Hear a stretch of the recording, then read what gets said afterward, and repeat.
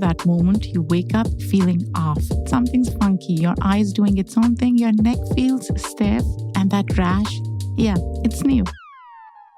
We've all been there.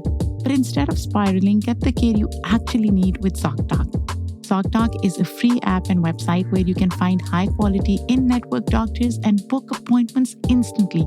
With over 100,000 providers across every specialty, from mental health to dental to urgent care, you can even snag same-day visits. If I ever needed this, it's exactly what I would use. So stop putting off those doctor's appointments and go to ZocDoc.com/immigrantly to find and instantly book a top-rated doctor today. That's ZocDoc.com/immigrantly, ZocDoc.com/immigrantly. Don't you love it when things are both easier and more affordable? Like when the rain washes your car for you. Or like when you save up to 10% by bundling your renters and auto insurance with USAA. Bundle with USAA and start saving. Get a quote today.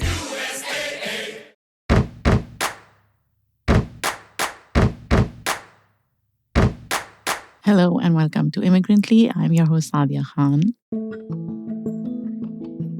Did you know I speak 5 languages, but sometimes I feel I am not truly good at any.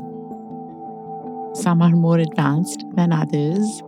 English is what I use for intellectual conversations, but Urdu is my language of familiarity, of everyday rhythm. And Pashto, my mother tongue, is what I think in. It's where my emotions live. But in my daily life, and I've said this before, I mix them up. I switch between languages constantly, sometimes in the same sentence. Unless someone only knows one language, I rarely speak just one. It's like a tossed salad of expression. And in that mix, I often wonder, am I fluent in any of them? Have I sacrificed mastery for flexibility? But maybe that's the wrong question. Maybe the point isn't to be perfect in a language, but to live in it, bend it, claim it, belong to it. My guest today thinks just that. Angela Lin is the founder of Real You Mandarin, a language learning platform and really a philosophy that centers cultural connection over grammatical perfection. She's Taiwanese American, a polyglot, and someone who believes that how we feel in a language matters just as much as how we speak it. Preach, sister, preach. Angela is here to help us rethink not just how we learn languages, but why we learn them in the first place. So without further ado, let's get started.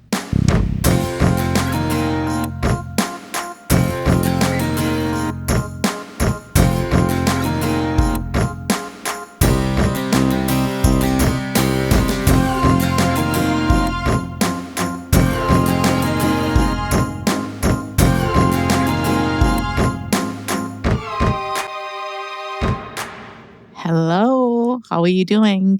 Hi, I'm doing great. How are you? I am good. Angela, where are you based right now? Currently, I'm in Orange County, California, but actually in the fall, I'm moving to Japan permanently. Oh my gosh. Yeah. You know, Japan is on my to-do list. I really want to go visit. Just to give everybody context, I am shit scared of flying. So the fact that I want to go fly to Japan is a huge deal. I've heard so many good things. Oh my gosh. My husband went there twice and he was like, it's an incredible place.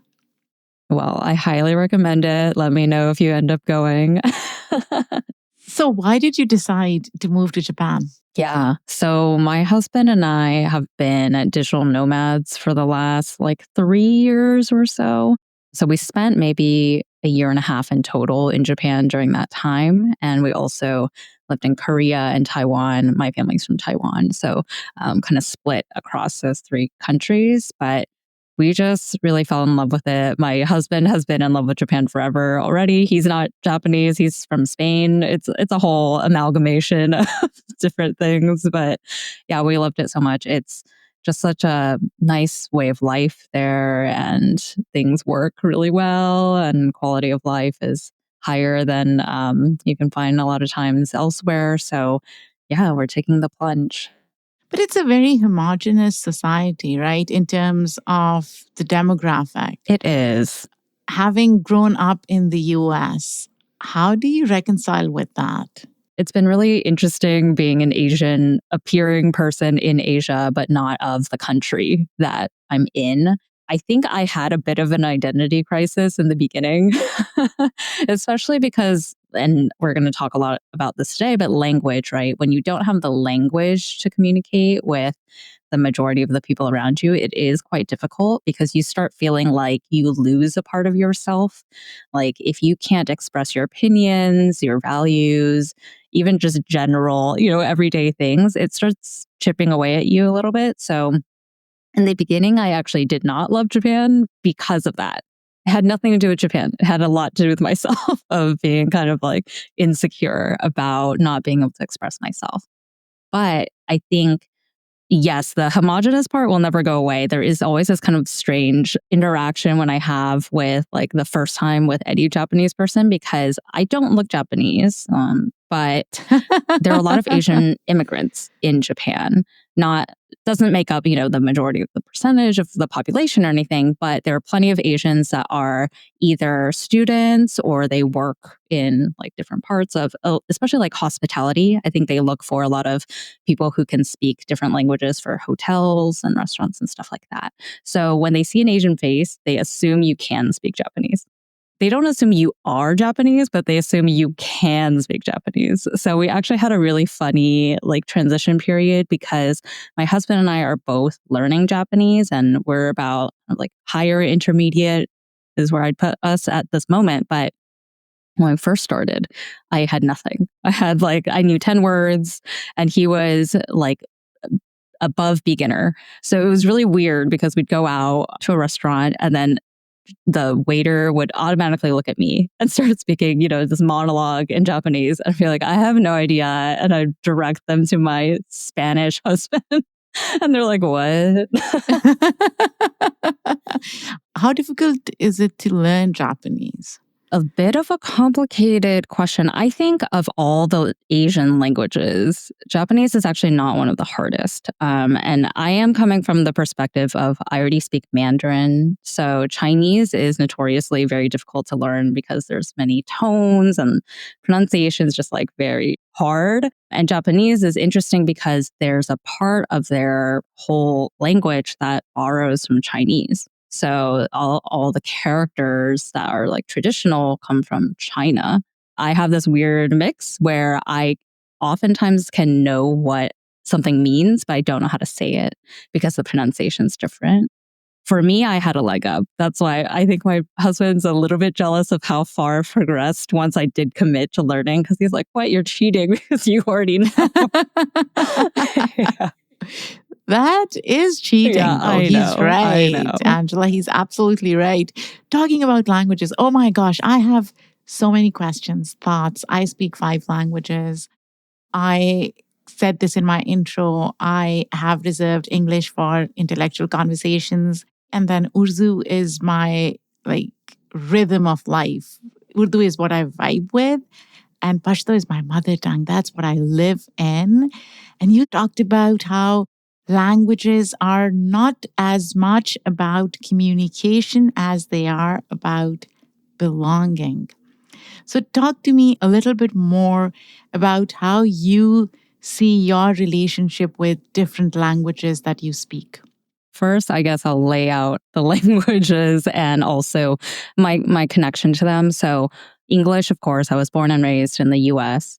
Mandarin is my second most fluent language because my family is from Taiwan. So, I grew up speaking it at home. then it would be Spanish. So I am committed to continuing my Spanish because my husband is from Spain. His whole family only speaks Spanish, but I actually already had learned Spanish a long time ago because I grew up in California. Many of us forcibly chose that as our second language.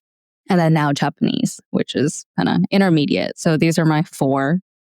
Belonging is very important. I do think that's a big piece of it. But for me, I think of it more about expression, like self-expression, your ability to do so. And I talked a little bit already about your personality being able to come through or not. I think, so I have this business now called Ryu Mandarin. It's all about enabling and empowering Mandarin speakers who probably were born and raised outside of Asia to be able to express their full selves in Mandarin. And the reason I really felt compelled to even create this was because of my own relationship with all these different languages. So I had a lot of aha moments when I had a loss for words in all of these languages at different points. So the first one was really Spanish. So my husband, as I mentioned, his family only speaks Spanish. I think I came in with a lot of overconfidence. I was like, oh, I've been speaking Spanish my whole life. It was my minor in college. No. When you're trying to have real conversations with people, and also I think there's you don't know what dynamics you're not set up for until you're in them. So I think for me, it was like the first family dinner, right? You're sitting around the table. There's 5 of us.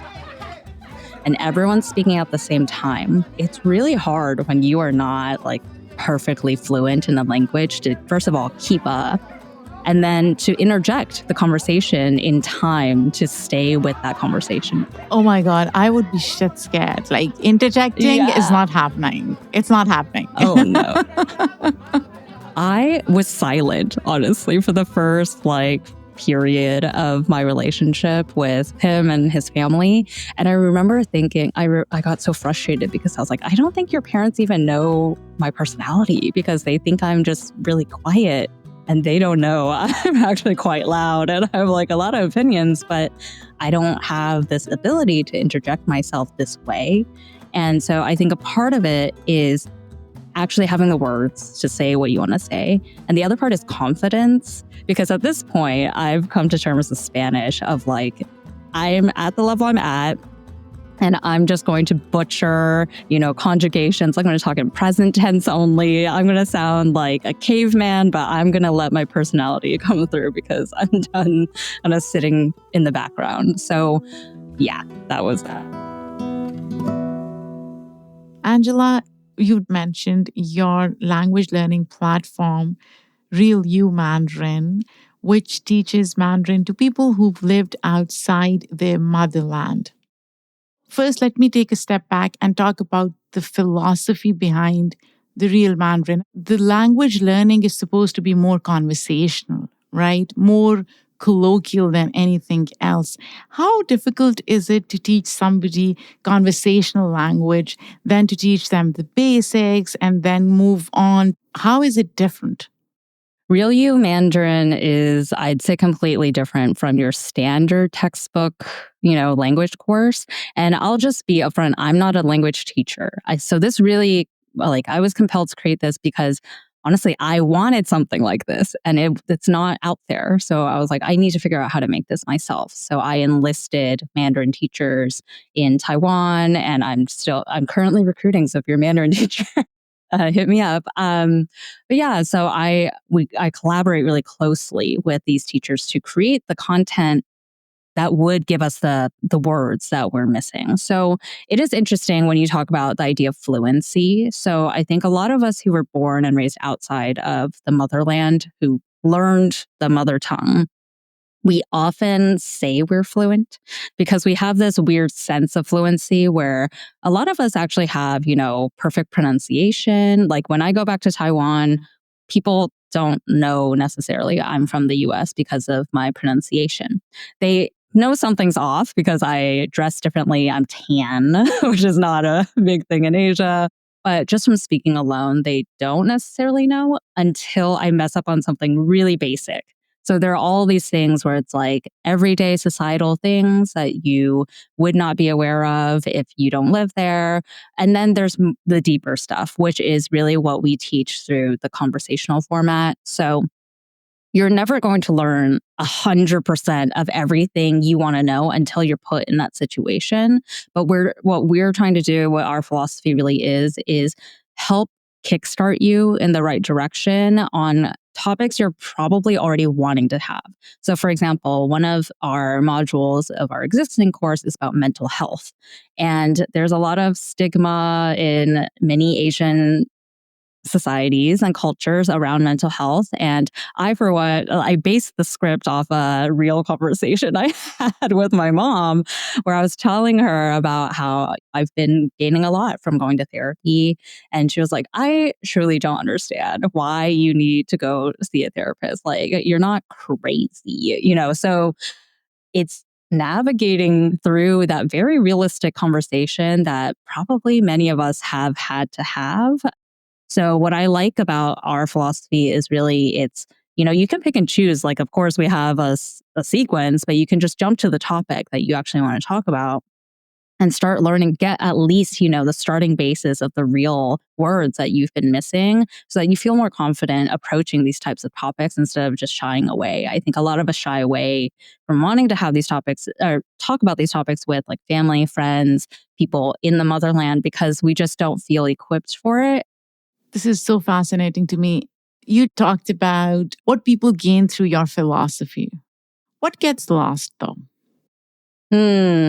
What gets lost? Well, I wouldn't say things get lost. I think that if you go into it hoping you're going to learn everything you've missed, I'm sorry, that's too lofty of a goal. Because similar to what I said about, you don't know what dynamics you're not prepared for until you're put in that situation. I can't come up with a script for every conversation you're going to have in your life, right? So, so I think it's about expectations. Like we are trying to give you I'd call it like a starter kit for many of these big topics, but ultimately you won't know what you want to express either until you try. So hopefully this will give you also a better sense of what deeper level words you're missing, and then you can kind of continue that search yourself. But right now, I think so many of us even miss just the most basic level things. Because people are scared, right? If they don't know a language, if they're not fluent in a language, they are scared to speak it. Now, when you hear someone say, I speak Mandarin, but not well, what does that bring up for you? Like, is that self doubt something you've had to unlearn yourself? I assume English is your first language, not Mandarin, right? Yeah, well, funny thing about that, I actually just talked about this with someone recently. I think actually Mandarin might have been my my first language because, before you go into the school system, you're just with your parents. So my mom only speaks Mandarin at home. And we had these cute little audio tapes of when we were kids. And I found this one many years ago where my mom is teaching me the alphabet and I pronounced it very not like American accent because I was just imitating her. So I think my first language was probably Mandarin, but as soon as you enter preschool even, then English is introduced and it's your entire environment. So yeah, very quickly overtaken by English. So back to your actual question, when someone says they speak Mandarin but not well, I think it's complicated. I think language is so unique to every single person's experience. So that's definitely something that I've also had to come to terms with in building this platform.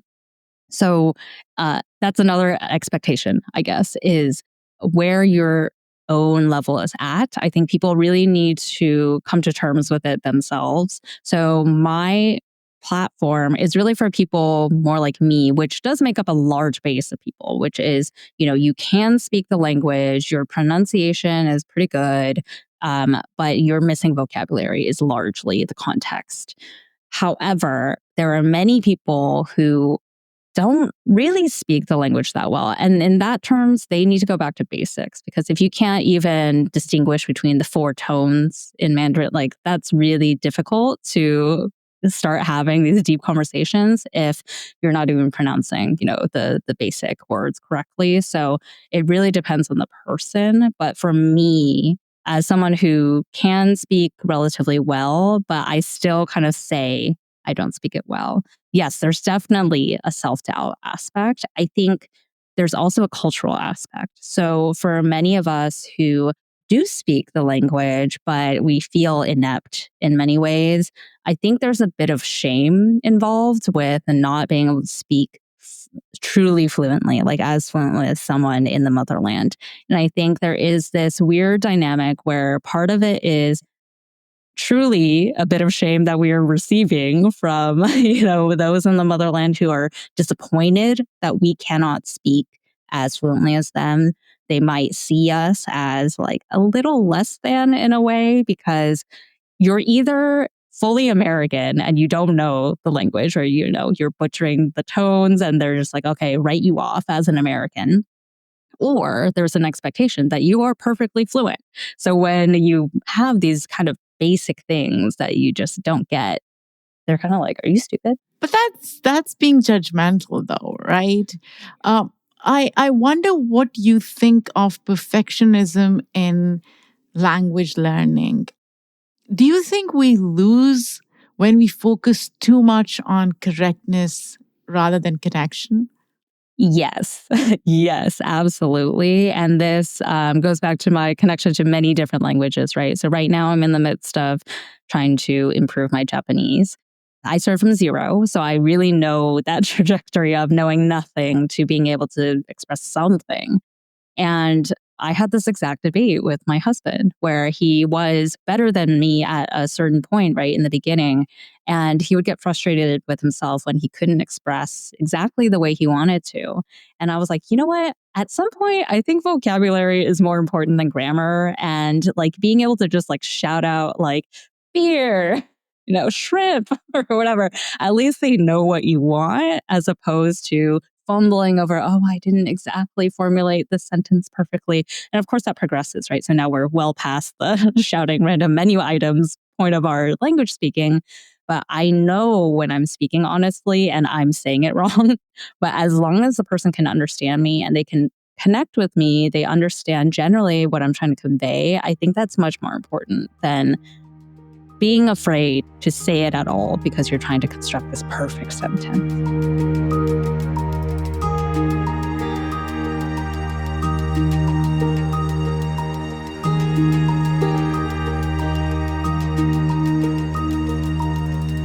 What is the internal dialogue that's happening when you know that your language or the way you pronounce, your delivery is not perfect? What are you thinking? I mean, I think honestly, goes into a lot of self work as well, right? It's like how much you care about what other people think, and it's a big one for me. I am still overcoming it. It's definitely one of the things I've cared about the most in my life. It's like, what do other people think? And for me, unfortunately, I think I still care. And so it kind of depends on the receptivity of the person I'm speaking to. So I think a lot of people, especially in Japan, right? So I'm talking about Japanese in this instance, they're pretty patient with people who are trying to speak Japanese. Also because you mentioned that it's a homogenous society, right? So they understand they don't speak English. And so it's like, oh, it's kind of, honorable that you're trying to learn our language as somebody who doesn't need to really learn our language. So I think there's a lot of patience on many people's ends. But I have come across others who kind of, poke fun. And so it kind of depends. If I feel that connection of good faith of like they're trying to understand and they're kind of encouraging me, like, yeah, go on, go on. I feel confident. I'm like, yeah, I'm just going to roll with it, even if initially there's always that like, oh no, this dread of like, they're going to laugh at me or they're going to think less of me.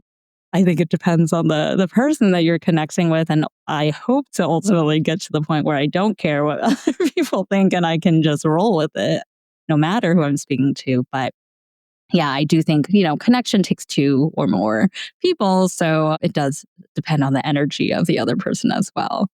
Angela, in your own life, do different languages bring out different versions of you? Because you speak 4 languages, right? Like, is there a language you feel braver in, or more playful, or softer, or more emotional? Yes. It's actually quite funny. I think in many Asian languages, but I'll say Japanese especially because that's the one I'm learning right now. But a lot of Asian languages, you switch to a softer way of speaking. I think there's many things layered into that. So one is like societally how people act in that culture. So in Japan, yeah, it's a very orderly, society. People, especially the people towards people you don't know, it's very respectful and kind of softer. And then even in Mandarin, there's a bigger personality a lot of times with people speaking Chinese than people speaking Japanese. But there's also in many Asian cultures this idea of like respect, different levels of respect that you give people, especially to the elderly, people older than you in general. I will never forget in college. So I was doing a group project with somebody and they were Taiwanese, like from Taiwan. And we had only ever spoken in English because, I went to NYU. I know you're in New York. So, yeah, we were in New York. And so, everyone's speaking English. So they had never heard me speak Mandarin. And then my friend's mom called me suddenly and she never calls me. So I was like, oh, I should pick up. I don't know what this is. So I was speaking in Mandarin and my voice immediately changed to be like higher and softer. Someone's mom. So I got to be respectful. Then I hung up and that classmate was like, I have never heard you speak Mandarin and you're a totally different person. So yes, I think there's like 4 different Angelas depending on the language. What language brings out most emotions in you? Oh boy. I think the one that has the widest range of emotions is still English because not unfortunately, it just is. It's my heart language because it's where I grew up. So this is the one where I feel like I can be 100% myself.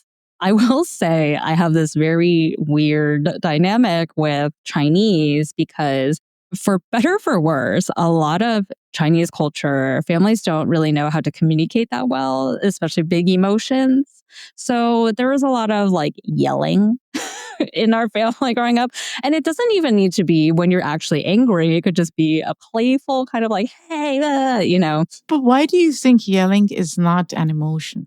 Oh, I associate it more with anger or frustration, like a more traditional emotion, I guess. But yes, yelling can be separate from anger.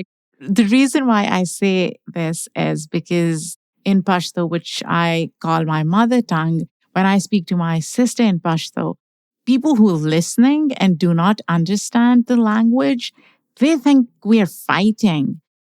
We're just loud and we're expressive. Most emotive that I can be, I am in that language. But for an onlooker, somebody who's listening, they're like, oh my gosh, are you guys fighting? Is there something wrong? Like my husband doesn't understand the language and he's like, why are you fighting with your mom or your sister? And I'm like, no, we're just talking. Yes. Now that you say it like that, I do think Chinese is like that.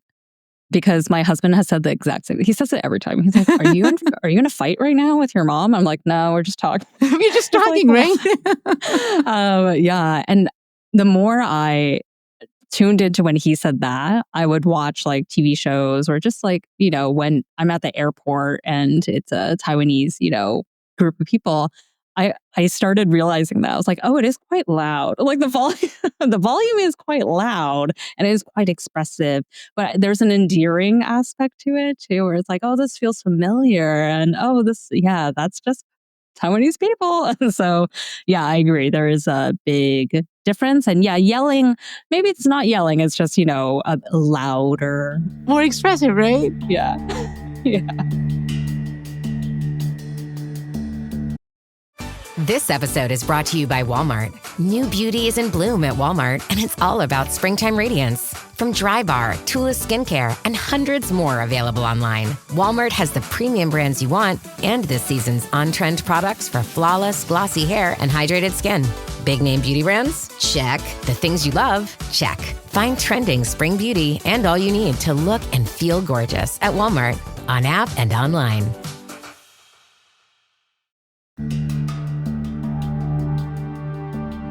You know, when I think of languages, I often feel like I live in translation. Even when I'm not technically translating anything, I think in one language, I speak another language, I sleep in a third language altogether. Do you ever feel this tension between all these different languages that you know? I will say for me, it's mostly when I'm interacting with people in multiple languages and less so like it's very interesting to me that you dream in a different language and think in a different language. I think for me, it's still English most of the time. But I do think cultural aspects have a big play into which language you might default to in a specific situation. So I think in a different episode, I was listening to interview the host of the In between niche. In Between-ish podcast. Yeah. And you were talking about this language aspect as well and thinking and speaking or visualizing in different things. For me, the cultural aspect, so for example, like you can't translate everything, right? Like even if you pull up the dictionary, it doesn't tell you if you don't understand the societal reason this word exists, right? Like it's very hard to convey. So in that respect, sometimes actually while I've been in the US here, I do sometimes randomly say a word or two in Japanese because I'm just like, oh, that's just, it fits. I do mix up languages. Like in one sentence, if people knew the languages that I was speaking, I would mix them up. One sentence would have like at least two languages, Urdu and English, definitely combined. Well, so on that same note, I think what's also interesting about Real U Mandarin is that a whole maybe like third of the course is focused on exploring this cultural difference. So like where East and West meet. So there is this big aspect of expressing yourself based on your experiences. And I think when we talk about language, right, that shame I was talking about, like sometimes we get judgments from people in the motherland, like, why aren't you more fluent? And a phrase I often hear from native people about getting better in Chinese is, oh, just watch TV shows and movies. Like, it's so easy. Why won't you just do that? You know, they prescribe it as this one-off thing. And I agree, you can really expedite your, especially modern society, you know, colloquial way of speaking if you absorb just a ton of content. But ultimately, you're learning how to speak like a native of that country, right? And we're not from there. So my experience as an Asian American is completely different from someone who grew up in Taiwan. So I have a module, for example, on media representation or being a minority in a majority society. And even though I collaborated on this course with a very, you know, I'd call her pretty worldly, like Taiwan-based Mandarin tutor, she lived in Europe and Australia and the US in different points in her life, we had to go back and forth a lot on the actual course content because the way she would translate things, I was like, that's not what that means. She was like, what is a token Asian? I don't know what that means. Because they'd never come across that kind of experience. Oh, the vernacular. It's different. Yes. It's based on experiences, right? Exactly. I did not even think of that. And I wonder how my kids reconcile with that, having grown here versus Urdu that I speak or Urdu that my husband speaks because we grew up in Pakistan. So our interaction with language is pretty much rooted in our experiences there. That's such an interesting point.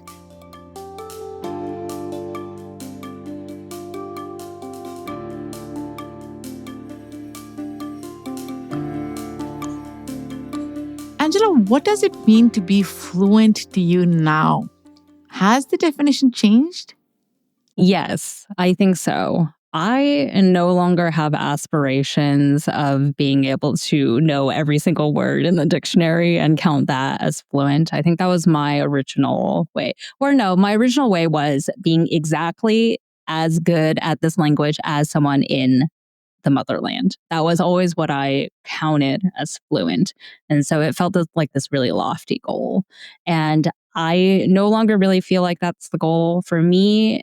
And I've said it now many times, but expression, self expression is the most important thing to me. So as long as I feel enabled to express my real self in language, I think that's sufficient. So if I don't know every single word, that's fine.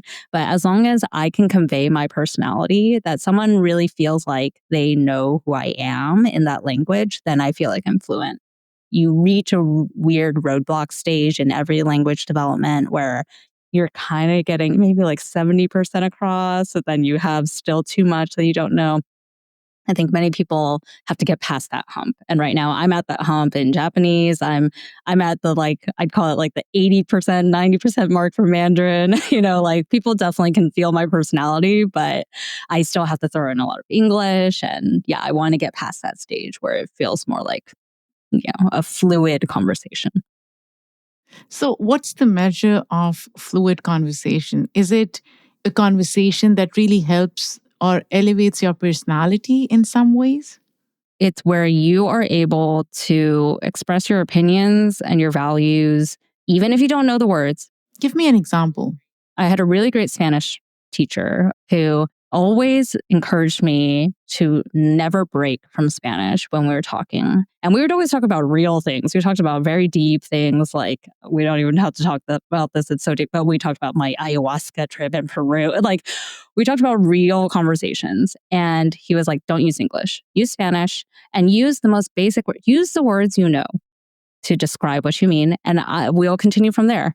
And I think that's a really great goal. Like you will probably never know every single vocabulary word that you want to know until you come across it and then you'll learn it. But if you feel, when I talk about fluid, like if you feel confident enough in expressing yourself in that language, even if you have to describe what you mean using other words, but words that, can help the person understand, and then they'll fill in the blank for you. I think for many of us who grew up here, we speak Chinglish. So I don't know if there's a parallel word for you guys. There is. Yeah. So Chinese plus English. And I think there's an endearing aspect to it where it is part of our culture, the mixing of the languages. But if we're being honest with ourselves, I think a lot of us use Chinglish in a way that is mostly because we don't have that word in Chinese. So we just fill in the blank automatically with English. And especially with our parents, like many of them, sure, they still don't understand a lot of the same concepts. There's generational things as well, but they grew up or they've lived here now for decades. So they generally can understand and we get away with it. But when you try to talk to people in the motherland, it doesn't have to be strangers. Many of us have extended family. Like all of my adult cousins are in Taiwan. And I want to connect with them. And I think we hit a lot of roadblocks because if you try to speak Chinglish to them, they truly they can't connect because they don't have that English aspect. It's so interesting to me because in Pakistan that exists. Pakistan has two official languages, English and Urdu. So I grew up speaking English and Urdu mixed. And that's something that we brought here as well. So when my kids talk to their cousins in Pakistan, they are able to code switch. In fact, it's the other way around. My kids are unable to mix English and Urdu. So for them, it's difficult to latch on to what their cousins are saying in Pakistan, which is very different from what you're saying. It's the other way around for you guys, right? Yes. Well, you have to have a matched level of understanding in both languages, right, to be able to do that.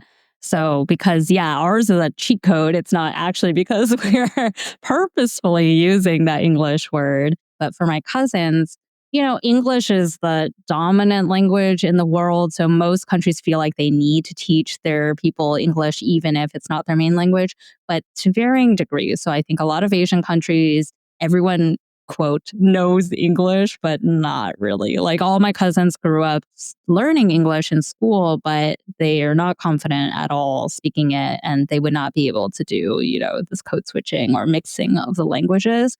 So in that respect, this like fluidity I was talking about, right? it's kind of tough when I feel like I'm vibing with my cousin, we're having fun talking about something, and suddenly I come across a word and it's really pivotal to whatever story I'm telling or the experience.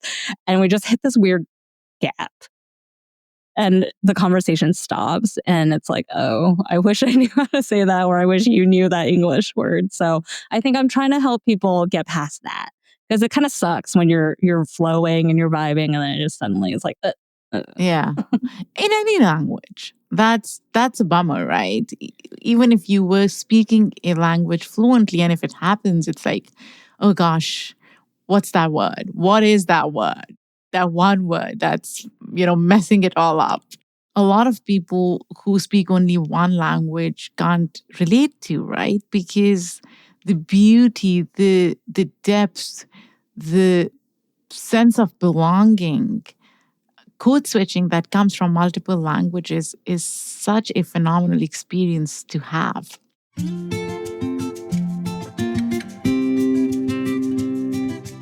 Angela, in the end, if you were to define the United States of America in the context of languages or lack thereof, how would you do that? Defining the US in terms of language. You know what? It's so hard to define because, even if you remove language and you just try to define the US, it's so hard, right? We're so many different, we're people of the whole world who come together.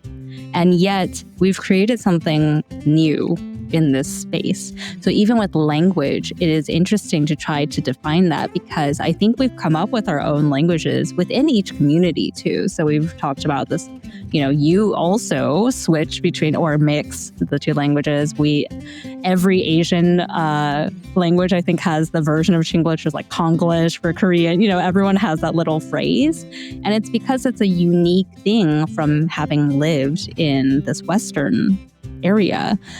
You don't end up speaking just that language. So I think the US is, it's a cliche, but when we talk about the melting pot, it's because it really is that. You're mixing not only like your original native mother culture and language, you're mixing it with English, of course, is the predominant language, but you're also mixing it with like so many different cultures that are around you. So like I'm in Southern California right now. I grew up here actually. And one of my favorite things is connecting with the Mexican community because it's so deep here, right? And so the Spanish and the foods even, the mixing of food is another big element of the human aspects, right? Like language is big, but like people can commune over food, even if you don't speak the same language. And I think that's something really beautiful about the US is this mixing of cultures and creating something new.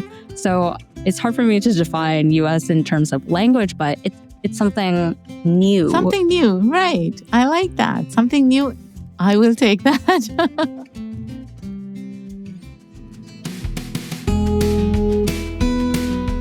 Angela, where can people find information about your courses, and is there a website they can go to? Yes, you can find out more at realumandarin.com. The U is YOU. And it's the same for all of our social media. So Instagram, TikTok, YouTube, it's all Real You Mandarin. And for those who are Mandarin speakers and interested in potentially joining one of our courses or other offerings, we have a free preview lesson of the course. So if you just go to the website, it's very big and bold there, free preview lesson. I also have a podcast that I started recently that's Mandarin language. So Really Mandarin, the podcast. And every episode I have a native speaking guest, and we try to engage in these real conversations. And every time I stumble upon a word, they fill in the blanks with the appropriate Chinese vocabulary. So again, you learn in context. And that way we're trying to enable these, adult, grown-up, real conversations and giving you the words that you're probably missing. Also, if you are interested in joining us in the course, I would love to give your listeners a discount.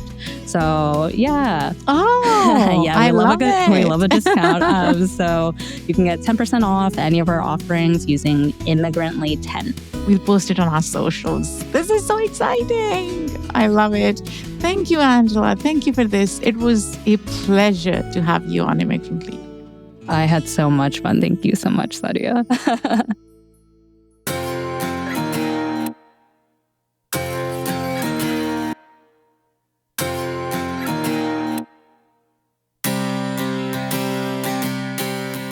What a fun conversation. I am obsessed with learning more languages, knowing about languages, interrogating how languages impact people, how they work within our brains, how we code switch, how they inform our personalities, how they influence our thought processes. There's so much around languages that's fun and interesting. And if you speak more than one language, and if you liked this conversation, or even if you speak one language and you enjoyed this conversation, do share it with a friend, a family member, somebody who will benefit.